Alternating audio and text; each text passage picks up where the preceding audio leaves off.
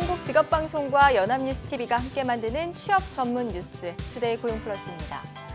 네, 이르면 내년 하반기부터 근로자가 임신 중에도 육아휴직을 쓸 수 있게 됩니다. 난임 치료를 위한 별도의 휴가가 도입되는 등 변화가 있을 예정인데요. 현장에서는 기대감 속에 현실성이 있겠느냐는 지적도 나옵니다. 자세한 내용 박수주 기자가 전해드립니다. 결혼 연령이 점점 늦어지면서 임신과 출산에 어려움을 겪는 부부가 늘고 있습니다.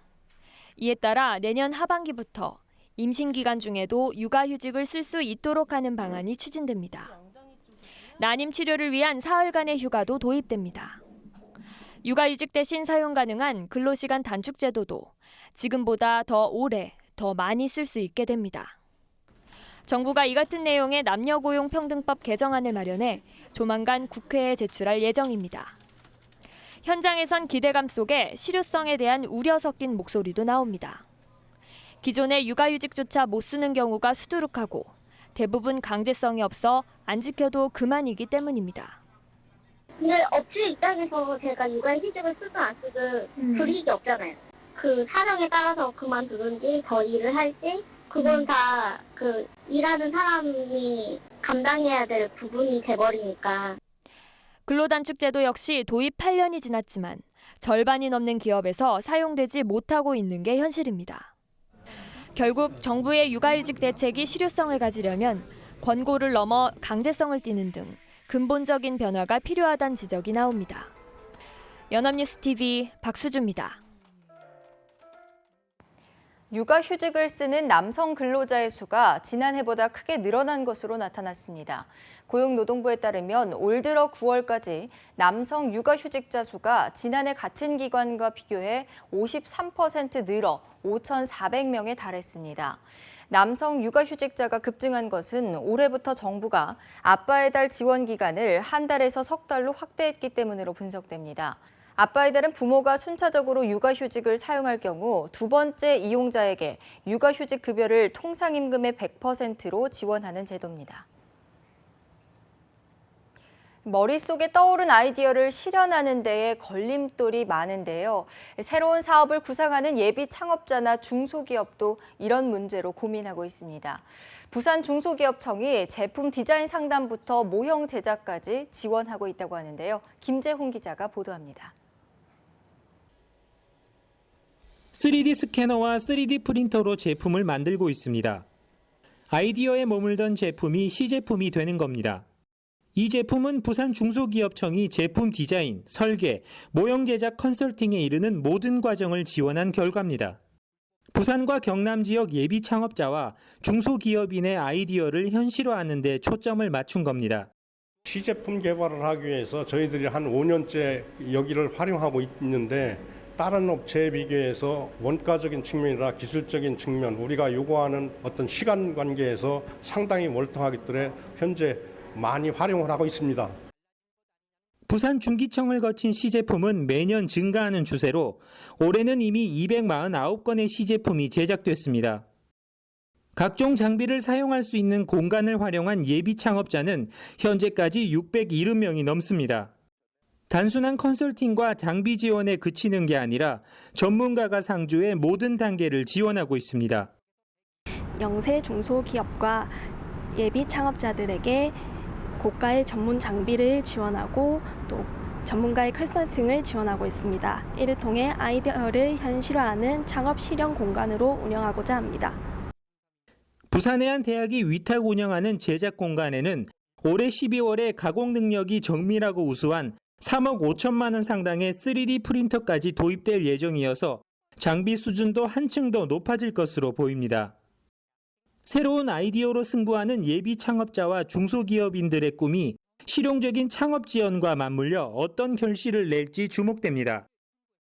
연합뉴스 김재홍입니다. 김영란법 시행 후 각자 나눠내는 더치페이 문화가 확산하고 있습니다. 그런데 각자 카드로 결제하면 시간이 오래 걸리는 등 불편함이 있어서 조금 더 편하게 결제할 수 있는 서비스들이 관심을 끌고 있습니다. 김동욱 기자입니다. 직장인 최은지 씨는 최근 간편 결제 앱에 들어간 더치페이 기능을 자주 활용합니다. 총 금액과 인원을 입력하면 각자 지불해야 할 금액이 자동으로 계산되고 전달된 더치페이 요청 메시지를 수락하면 바로 송금됩니다. 사람 수만큼 각자 카드로 결제하느라 계산대에서 기다리지 않아도 되고 뒷손님들의 눈총을 받지 않아도 됩니다. 예전에는 카드 3개로 결제를 하면은 시간도 많이 걸리고 번거로워서 불편했는데 앱으로 바로 더치페이 요청이 오니까 클릭 몇 번만으로도 바로 돈이 가서 굉장히 편리한 것 같아요. 최근 부정청탁금지법, 일명 김영란법 시행으로 더치페이 문화가 사회 전반으로 퍼지면서 편한 결제를 돕는 서비스들이 관심을 끌고 있습니다.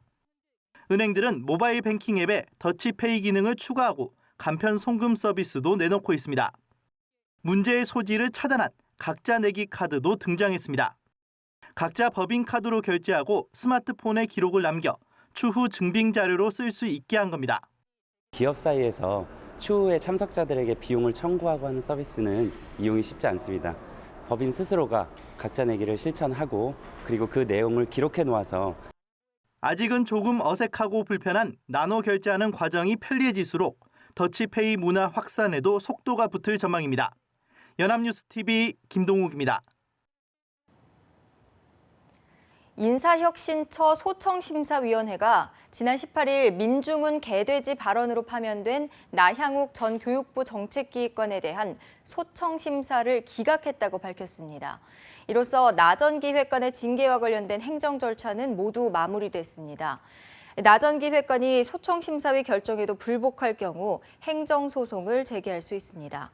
앞서 중앙징계위원회는 나 전 기획관에 대해 공직사회 전반에 대한 국민 신뢰를 실추시킨 점, 고위공직자로서 지켜야 할 품위를 크게 손상시킨 점 등을 고려해 가장 무거운 징계 처분을 내린다며 파면을 의결했고 나 전 기획관은 불복해 소청심사를 청구했습니다.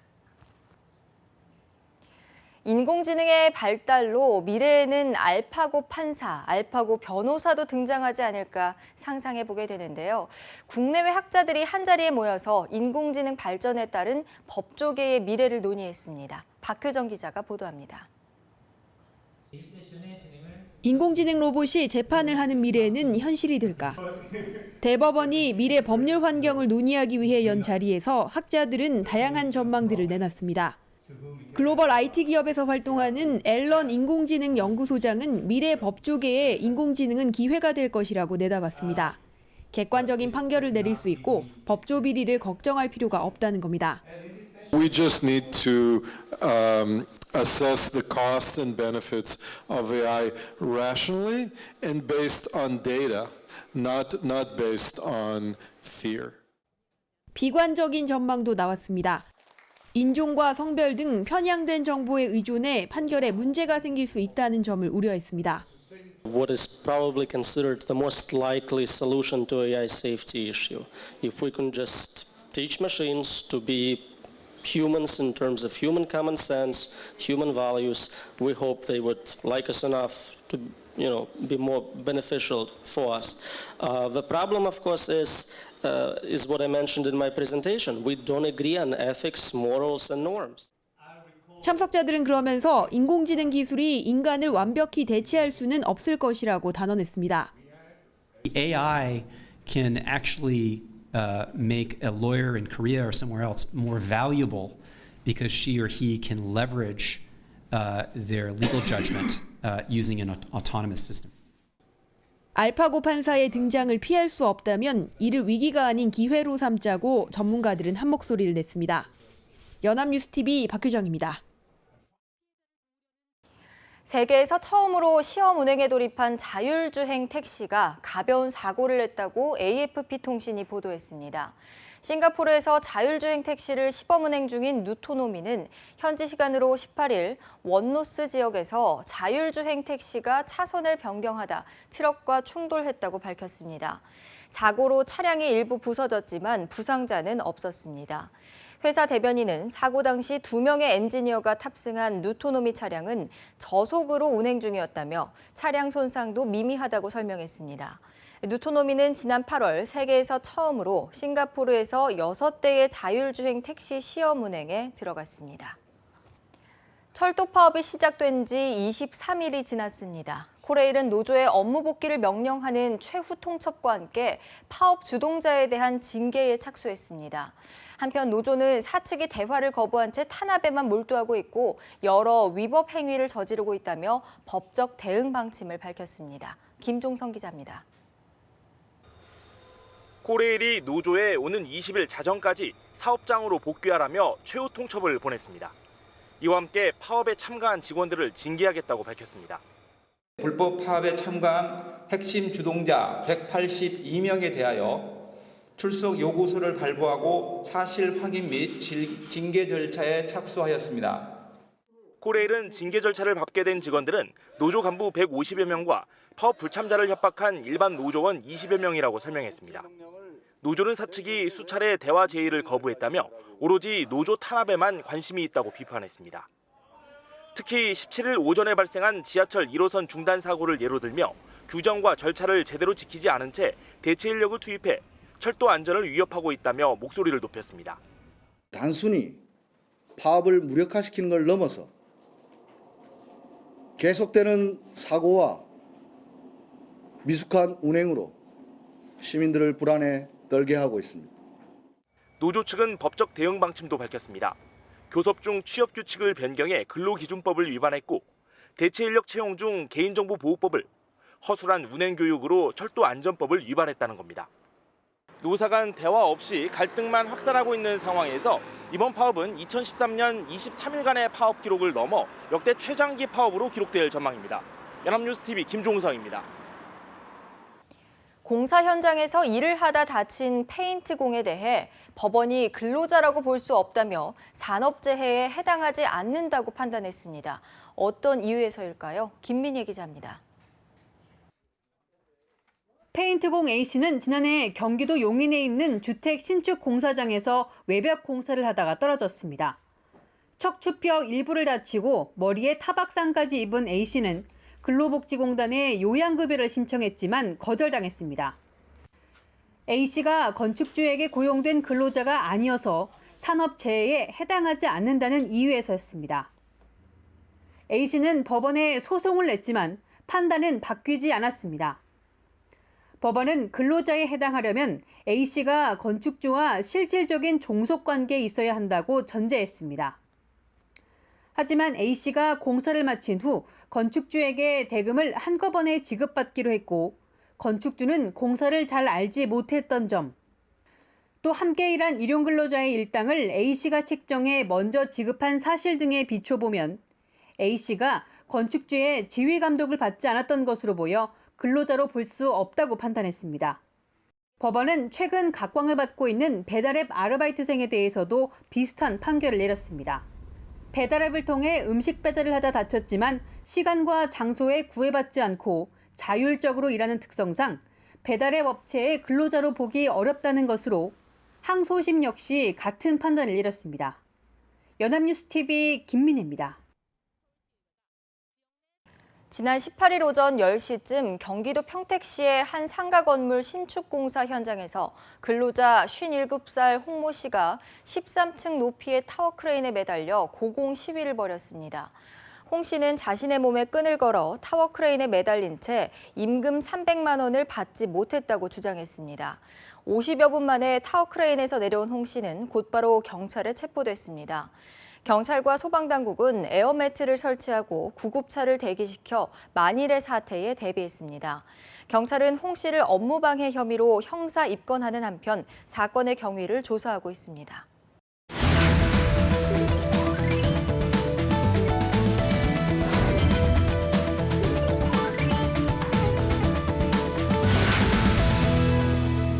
최근 사회적으로 가장 핫한 이슈를 데이터로 알아보는 데이터 뉴스 시간입니다. 강설희 아나운서와 함께합니다. 안녕하세요. 네, 안녕하세요. 투데이 데이터 뉴스 시간입니다. 청년들은 취업하기 힘들고 40대 이후는 직장에서 버티기가 힘들고 실업률, 청년 실업률 모두 최악이라는 요즘이죠. 많은 분들이 그 대안으로 창업을 준비하고 있는데요. 그 실상은 어떨까요? 오늘은 창업 관련 데이터를 통해서 현실을 돌아보려고 합니다. 먼저 창업 준비 기간에 대해서 알아볼 건데요. 평균 창업 기간이 얼마나 될 것 같으세요? 글쎄요, 어떤 분야에 따라서 좀 다르겠지만 최소 1년 이상은 준비를 해야 하지 않을까요? 네, 저도 그렇게 생각했는데요. 실제로는 생각보다 짧았습니다. 중소기업청과 창업진흥원이 실태 조사를 했는데 평균 창업 기간은 10.4개월이라고 합니다. 그중에서도 특별히 20대 청년의 창업자의 준비 기간은 더 짧았는데요. 평균 6.8개월의 창업 준비 기간을 갖는다고 합니다. 겨우 반년 정도 준비를 한다는 거죠. 네, 반년 정도라면 제대로 교육을 받거나 경험을 쌓기는 조금 부족한 시간 같은데요. 그렇다면 결국 위험 부담이 조금 더 커지는 거 아닐까요? 그렇죠. 제대로 창업 교육을 받지 않고 이른바 독학이나 주위의 조언만 듣고 창업하는 걸 묻지마 창업이라고 하는데요. 20대 창업자의 무려 93.3%가 이 묻지마 창업을 하고 있었다고 합니다. 전체 연령층을 기준으로 했을 때도 83.1%가 묻지마 창업에 해당이 돼서요.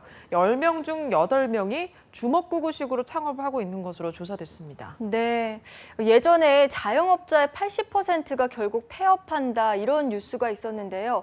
어떻게 보면 그 비율과 또 비슷한 게 아닌가 이런 생각도 드네요. 맞습니다. 더불어민주당 김현미 의원실에서 국세청 자료를 바탕으로 조사를 해봤는데요. 지난해 2005년부터 2014년까지 10년 동안 개인 사업자의 창업은 967만 건이었습니다. 그런데 폐업은 799만 건으로 조사가 됐다고 해요. 단순하게 이야기해서 생존율이 17.4%에 그친 건데요. 공교롭게도 창업 교육을 제대로 받고 창업을 했다는 비율이 16.9%였습니다. 거의 유사하죠. 또 창업자 중에 준비 기간으로 2년 이상을 준비했다는 비율이 16.2%였다고 합니다.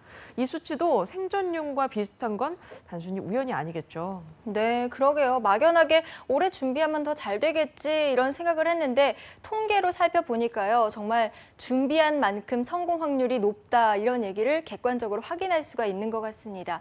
자, 그런데 이런 사실을 알면서도 오랜 시간 준비하는 게 쉽지는 않잖아요. 그렇죠. 아무래도 울며 겨자 먹기식으로 창업 시장에 내몰리기 때문에 이런 현상이 나타나고 있는데요. 서울연구원이 조사한 바에 따르면 창업을 희망하는 이유 1위는 오래 일할 수 있을 것 같아서였다고 합니다. 전체 창업자 가운데 40%가 이렇게 답했다고 하고요.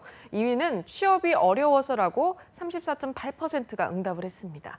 반면에 자신이 쌓아온 경력과 기술을 활용하고 싶어서라고 답한 경우는 11.2%밖에 안 됐습니다. 네, 그러니까 결국 마땅한 일자리를 찾지 못해서 창업으로 내몰린다 이런 얘기입니다. 자, 이렇게 내몰리듯이 창업을 하다 보면 실패할 확률도 그만큼 높아질 텐데요. 창업으로 취업을 대신한 청년 창업자의 경우는 실패하면 재기가 쉽지 않을 것 같아서 더욱더 걱정이 됩니다. 네, 맞아요. 청년 창업의 경우에는 일단 자본금 확보가 어려운데요. 확보를 하게 되더라도 금융기관에서는 대표이사 연대보증이라는 걸 요구합니다. 대표이사가 채무에 대해서 직접적인 책임을 지도록 하고 있어요.